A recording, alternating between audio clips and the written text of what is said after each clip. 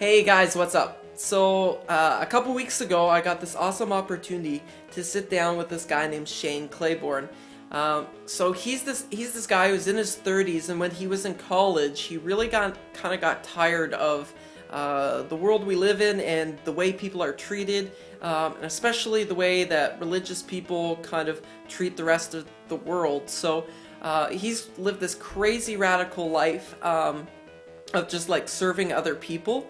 And he spent some time in India in the slums of Calcutta working with Mother Teresa and the Mother Teresa nuns, working with like the poorest of the poor. He was in Baghdad, Iraq, when the bombs started falling in 2003, and just kind of working with the people there, civilians who were getting their homes bombed by the Americans.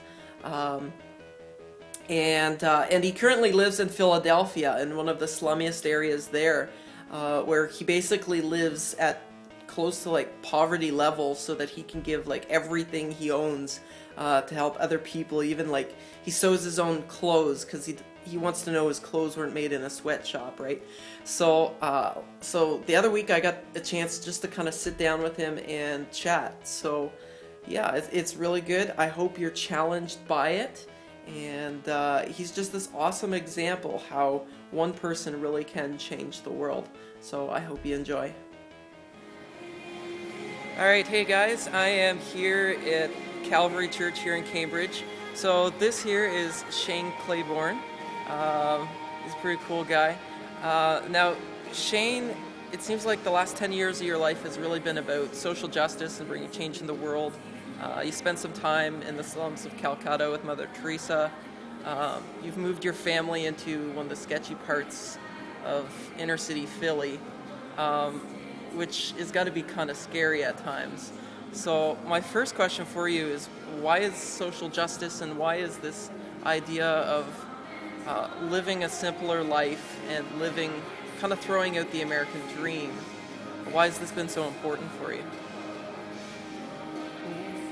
First of all, I'm really glad to talk, and I love Youth for Christ, and it's exciting to see a bunch of people putting together this love of God and love of neighbor. And so I like how there's a theologian named Karl Barth that said we got to read the Bible in one hand, but we got to read the newspaper in the other. And by that, I think he was saying that our faith isn't just a ticket into heaven. It's not about, just going up when we die, but it's about bringing God's kingdom down and reimagining the world that we live in as if, what would it look like if God's kingdom came, God's dream came on earth as it is in heaven. So that has everything to do with loving and caring for those who have been stepped on or marginalized. Over and over in Scripture, there's like 2,000 verses that talk about God's concern for the poor and for those who have been wronged. So, I don't think the question is like, why do we care about justice, but how can we not? We live in a very broken world, and to love God means that we care for the people around us. There's a great scripture that says that religion that God honors as true is to care for the widow and the orphan, and to keep ourselves from being polluted by the world around us. So those, if that's true religion, I think a tree's known by its fruit. So it's not just about the songs we sing or the sermons we preach, but it's about the generative life that does it have any meaning to the most beat up person in our neighborhoods or in our world? Because I think that's what Jesus was about. Okay.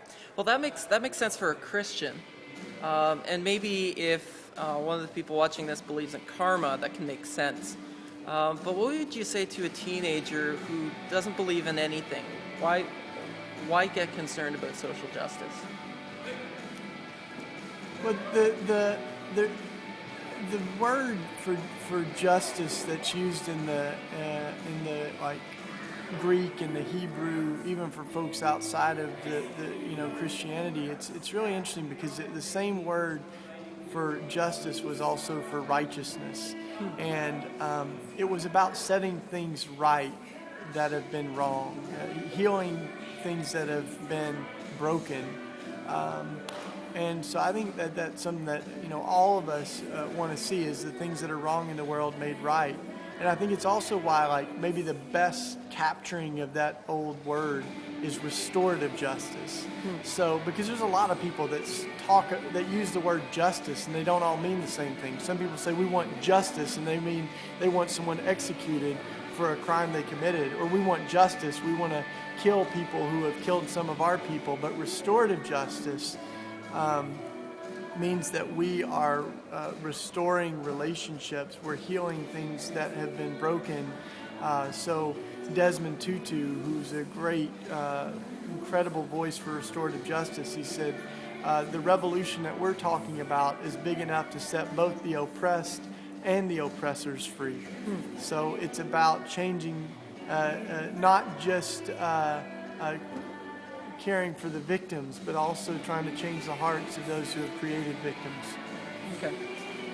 My final question for you. A lot of the youth that I work with that live in the south end of Cambridge really don't have a lot of power. They don't have a lot of money.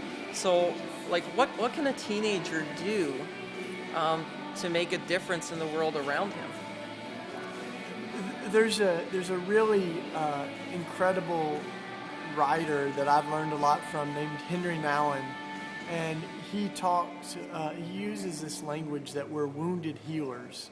And so the scars that we've endured, the pain that we've experienced, actually isn't like our liabilities that we need to be ashamed of, but that's actually the credentials that give us the authority that a scar for us can be a healing for someone else. So like the best people to help folks who are stuck in addiction are folks that are in recovery themselves, recovering from addictions. The folks that, the best people to help women in domestic violence are women that have survived domestic violence. So I think that we're wounded healers. So we've got to see that the bruises and the scars that we've endured actually help us to identify with other people that have suffered from those same injustices.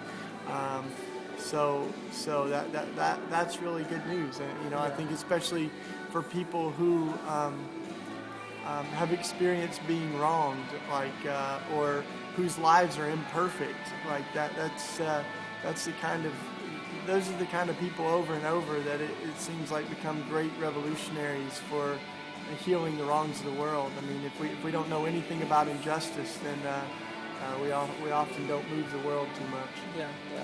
Kind of reminds me of the verse in the Bible where Joseph, who his life has just been like really terrible, and his family betrayed him, but God changed it all to work for really good. And he says that what people intended for evil, God intended for good in the saving of many lives. Yeah, I mean the entire Bible is full of sketchy people. Like David committed adultery. He ended up killing the woman's husband to cover it up. I mean, he was a womanizer. He was a liar. But that's part of why he went to write like the biggest book of the Bible. So many of the Psalms were written by David, and some of them are in the midst of his darkness. He's wrestling with that. Saul of Tarsus was a terrorist. He was a murderer. And so Bono once said, the fact that the Bible's full of messed up people used to disturb me, but now I find it a great source of comfort. Yeah, it means there's hope for the rest of us, right? Yeah, so even if you've committed adultery and killed the woman's husband, like, you might go on to do some great things for God. Yeah. All right. I'm not condoning it.